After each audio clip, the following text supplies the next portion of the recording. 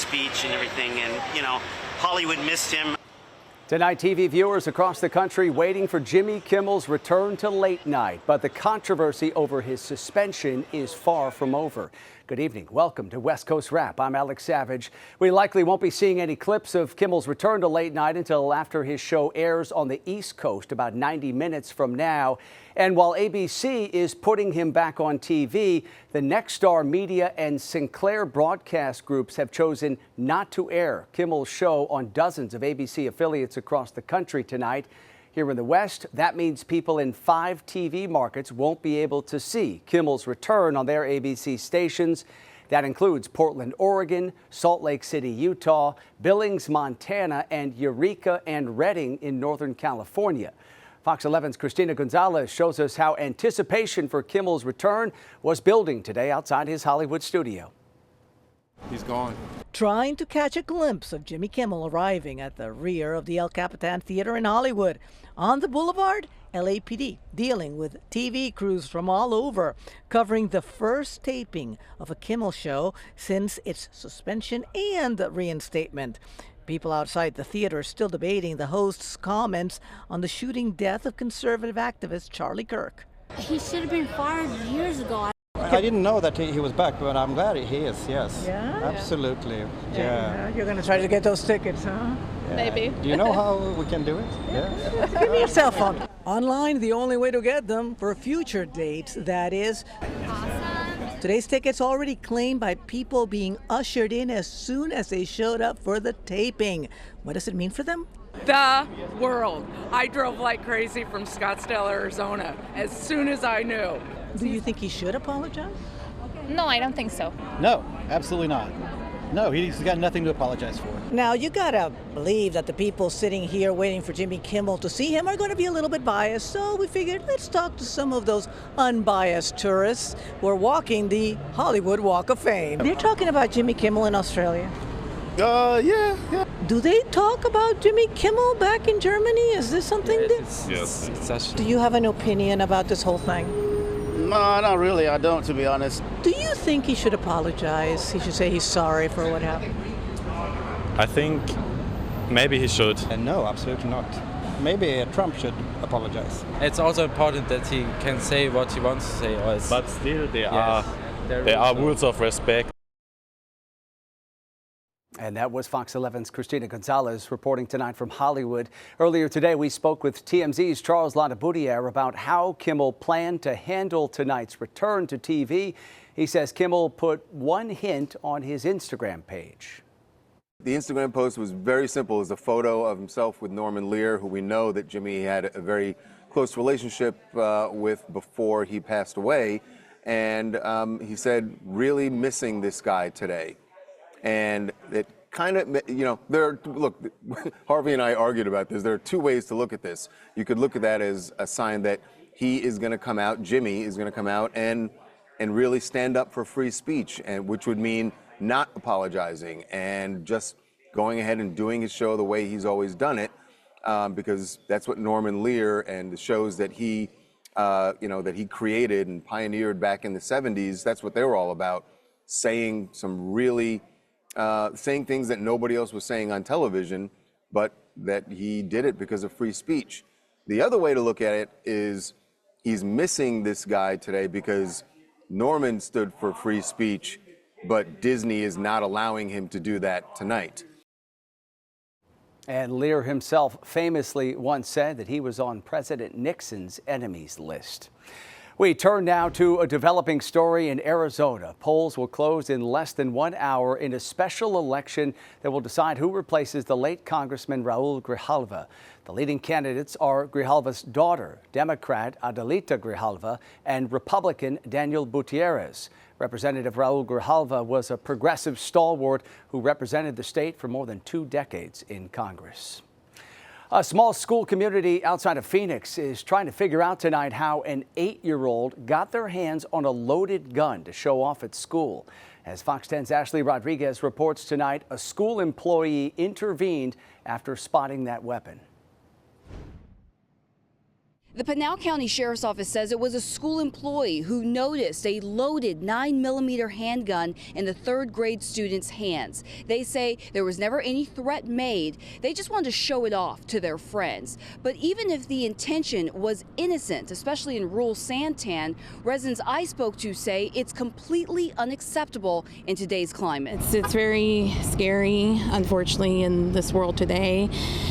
As a parent, it's something that you have to worry about. A Copper Basin elementary school parent reacts to the startling Monday night revelation that a third grader had brought a loaded gun to her child's school. Florence Unified School District notifying parents in a letter saying, thanks to the quick actions of school leadership, the weapon was secured immediately and law enforcement was contacted without delay. People say parents need to watch their kids more. You can't watch kids. You don't know what they're doing every second. This little boy walked out of a house with a gun. Parents, I'm sure they didn't know that. And in Arizona, there is no law penalizing parents who don't secure their firearm and leave it accessible to an unsupervised minor. Nor is there a law requiring firearms be stored in a certain way. Parents need to be better teachers. They're still children. They don't understand the depth of what damage that can cause. It's kind of like it's a play toy to them, I believe. They don't see it as this can take someone's life. Over the last year, Valley area schools have seen a rash of reported incidents where a minor had access to a gun. 10 involved bringing a firearm to or near a school campus. There's been so many school shootings and violence that I think it becomes like commonplace, sadly. But now that I'm a parent, it hits differently. What's not clear is if the student or the student's parents will be facing criminal charges. The Pinal County Sheriff's Office says it's working with the county attorney, considering all possible charges for all parties involved. In Santan, Ashley Rodriguez, Fox 10 News. A nonprofit says an anonymous tip may have prevented a shooting at a California high school. The Sandy Hook Promise app was created after the Sandy Hook Elementary School shooting in 2012. And the founder says a report was made on that app earlier this month, pointing to Menlo Atherton High School as a potential target for violence. Atherton police say they were contacted and they were able to locate a juvenile who made that threat via social media. And that juvenile was taken into custody.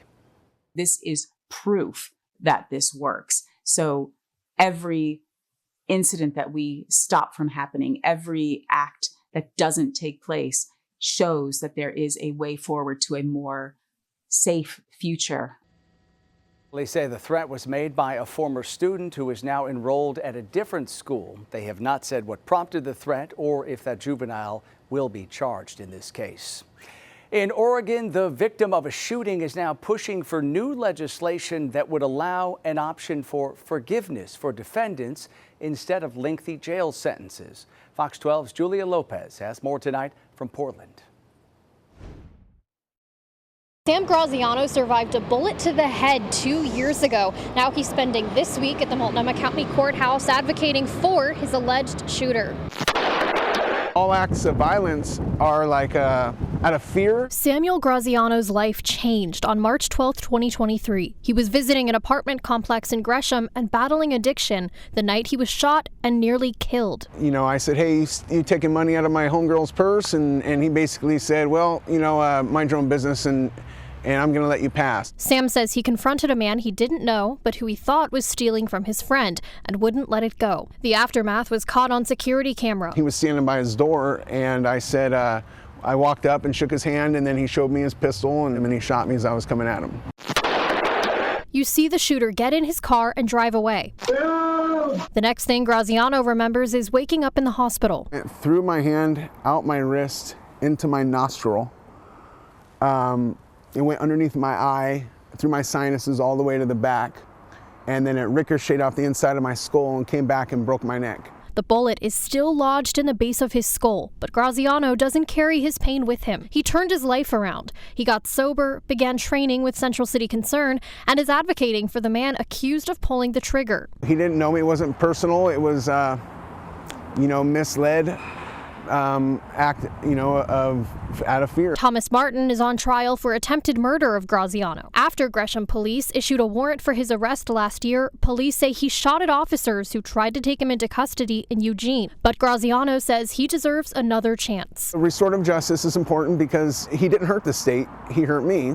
And really, he rescued me because it changed my life for the better. Graziano will be called as a witness for his accused shooter in the coming days. He's introduced his own bill proposal called the Forgiveness Act, which calls on the state to give victims more say in court. He's meeting with legislators in the fall and aiming for a vote in the 2027 session.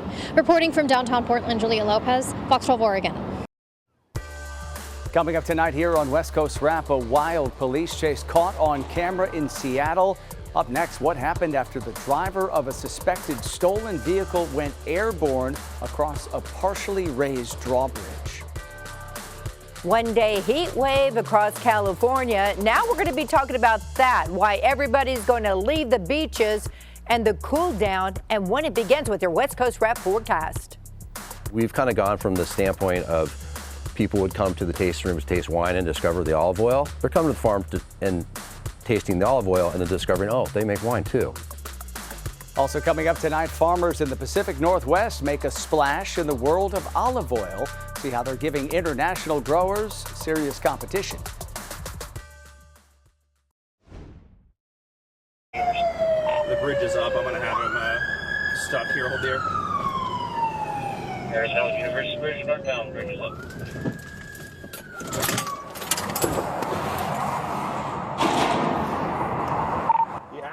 Quite the scene. Newly released video shows how the driver of a suspected stolen vehicle jumped a gap in a Seattle bridge. Police officers were chasing the suspect as that drawbridge was being lowered. Investigators say the driver sped up at that point as the vehicle approached the bridge, broke through a barrier, and then went airborne before ultimately getting away. Police later found that car abandoned, and tonight they are still searching for that suspect. The Latino Community Foundation today released findings from a new poll on upcoming California elections. And when it comes to Prop 50, the proposition many people are focused on, that redistricting measure in the state that's coming up on the November ballot, 46% of respondents favored it, while 20% opposed it and 29% were not sure. The foundation says the poll is a good way to gauge support for issues facing Latino voters.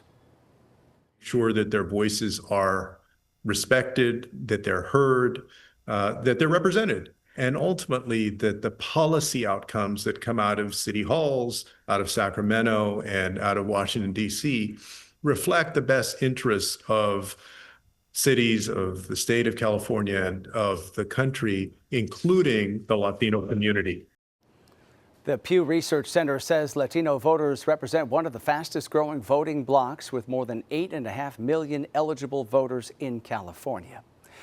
Turning now to talk about our weather here in the West, and it may have been the first full day of fall, but people across the Bay Area were feeling the heat today. This is a live look tonight at Walnut Creek in the East Bay, where temperatures climbed up into the 90s today.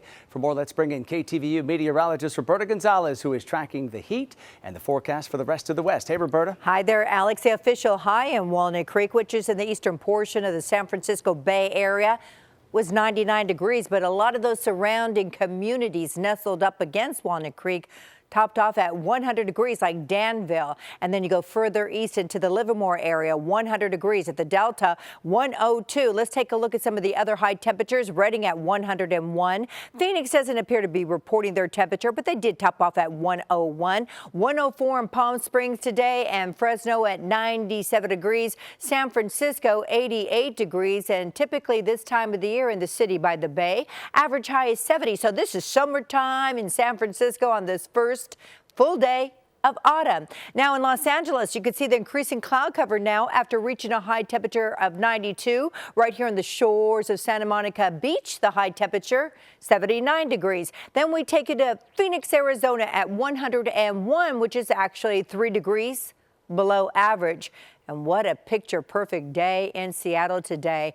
Average high 74 today, 76 degrees, and currently at this hour, pair of 7s in Reno. It is cool to 82 degrees in San Francisco. Wow, what a beautiful evening there. How about 99 now in Phoenix and in Denver? 49 degrees. Wow. Okay, let's take a look at this. This is monsoonal moisture. This has been lifting up from the south, clipping Santa Barbara all the way into San Luis Obispo, now making tracks toward the Monterey Bay area. And then you see why it's 49 degrees in Denver. That's a cold front, bringing even some sleet to the Rockies. So the bottom line is today, hot along the west coast. Then we had the rain and the sleet in throughout Denver, and things are pleasant to the north and the Pacific Northwest. Let's call in our West Coast wrap forecast here, and you see the precipitation. It wants to live into Monterey County by tomorrow morning sunup, which officially is right around 7 o'clock for most. And then by lunchtime, it wants to again skim across Monterey into the Bay Area, then lift up towards the Greater Lake Tahoe area. So the bottom line looks like this. Unsettled weather for the Bay Area for the Wednesday area. We're talking about a risk of thunderstorm activity primarily to the south and around the peninsula.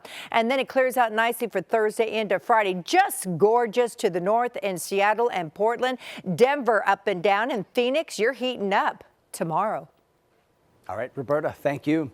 Some people believe that Oregon's Willamette Valley, has the potential to shake up the olive oil business, similar to the way California's Napa Valley shook up the wine industry. Fox 12's Ezra Kaplan spoke to one Oregon olive grower who's finding it a challenge to keep up with demand. Tucked away in the Dundee Hills of the Willamette Valley, Durant Vineyard is in its second generation of family farming. So we're 135 acres total, and we have about 75 acres in vineyard and 15 acres planted to olives. You heard that right, olives. Paul Durant's parents started planting olives in the early 2000s, and today it's part of the farm's identity. I think it's one of the oldest cultivated crops in the world. You know, it goes back thousands and thousands of years, and it's a cultural icon. But in Oregon, olives are the new kid on the block. Olive trees need very little water once established and thrive in hot summer days. Those are appealing traits for farmers facing global warming. The climatic conditions are improving for olives, where maybe it's not improving certainly for other crops, and that's just the reality of things. It's the winters that present the real challenge. A hard freeze can be deadly for olive trees, but it's been a while since that happened. That's the last event, was 2013. So it's been cold, but we haven't had a deep freeze in over 12 years. So you think about that, you can really see the acceleration of hotter days, drier days, and olives are obviously well suited for that. For over 20 years, the Durants have been planting olive trees, but it's really been a process of trial and error, trying to figure out what actually works in Oregon. But over at OSU, there's a group of researchers trying to figure out, with the scientific method, an answer to that question. So the olive project in which we're standing is 1 acre of olive trees that was planted in 2021.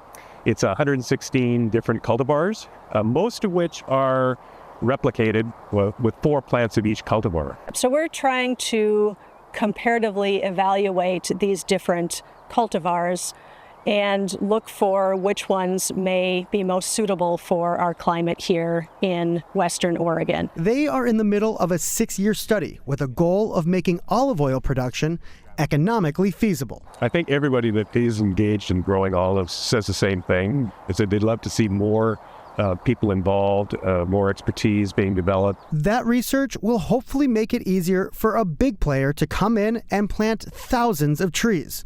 But Paul Durant doesn't view it as competition. We're not trying to capture a market, we're trying to grow a market.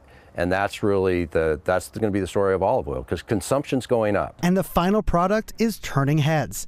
Earlier this year, the Oregon olive oil took 9th place in an international competition, beating out competitors from Italy, Spain, and Greece. In fact, they have had at least 1 gold medal olive oil in each of the past 8 years. We can point to that when people ask questions, say, hey, our olives were tasted by some of the best in the world. And that was Fox 12's Ezra Kaplan reporting tonight. Durant expects his revenue from olives will overtake his revenue coming from grapes within the next year. Up next tonight, tested in the West and ready for the big leagues. Coming up, Major League Baseball rolls out a plan to use robot umpires.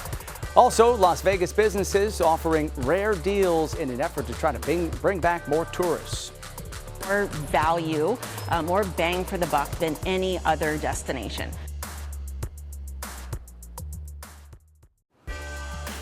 Robots will soon have a spot at home plate. Starting next season, Major League Baseball will use an automated ball strike challenge system during games.